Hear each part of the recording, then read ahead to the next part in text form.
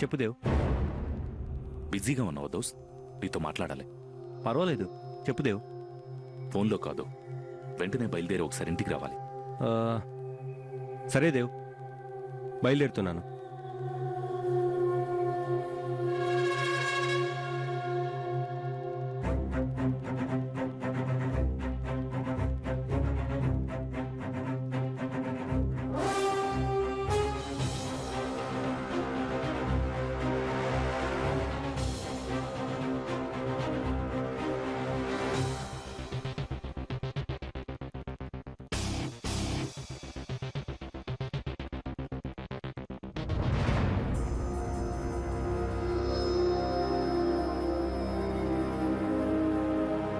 Welcome మీనమ్మా.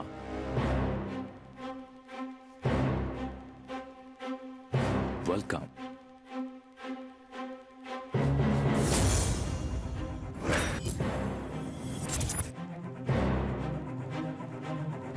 మీనమ్మా, నేను నీకు దూరంగా ఉంటానని, నిన్ను ఇబ్బంది పెట్టానని చెప్పాక నీకు నువ్వుగా నన్ను కలిసే పరిస్థితి వస్తుందని నేను అస్సలు ఊహించలేదు.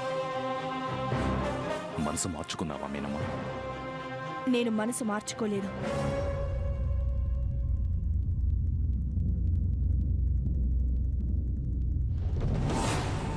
నిన్ను మనసు మార్చుకోవద్దని చెప్పటానికొచ్చాను. ఏంటి మీనమ్మా నువ్వు చెప్పేదే? దేవ్, దైవ సాక్షిగా నువ్వు నాకొక మాట ఇచ్చావు.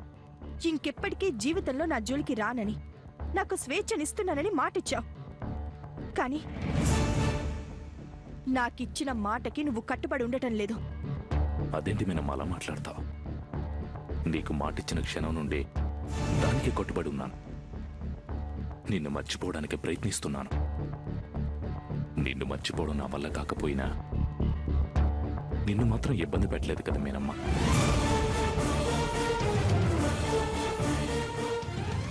నీకు ఫోన్ చేయలేదు, నిన్ను కలవలేదు.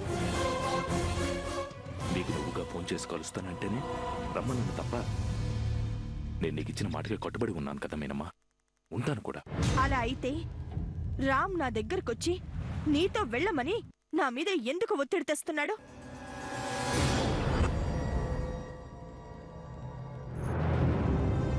నన్ను అడుగుతావేంటి మీనమ్మా? నాకేం తెలుసు? నీకే తెలుసు. నువ్వే కావాలని ఇదంతా చేస్తున్నావు. నీ ప్రమేయం లేకుండానే రామ్ ఇలాంటి ప్రయత్నం చేస్తున్నాడా?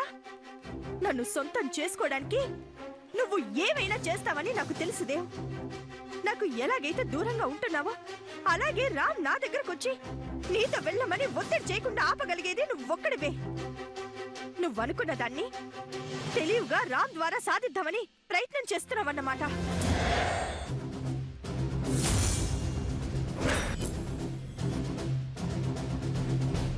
అయ్యో, ఏంటి మీనమ్మా ఇది? ఇలా మాట్లాడుతున్నావు? నేను నిన్ను కాదన్న తర్వాత కూడా నన్ను అనుమానించి నువ్వు ఇలా మాట్లాడటం కరెక్ట్ కాదు.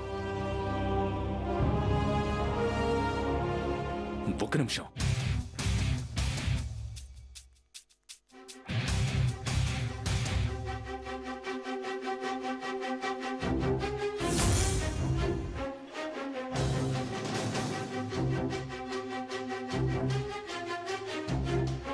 మీనమ్మా, నా లోపల నీ మీద ప్రేమ ఉన్నంత వరకు నేను చచ్చిపోలేనని నాకు అర్థమైంది. నీ లోపల నా మీద ప్రేమ లేదు కాబట్టి నన్ను చంపే.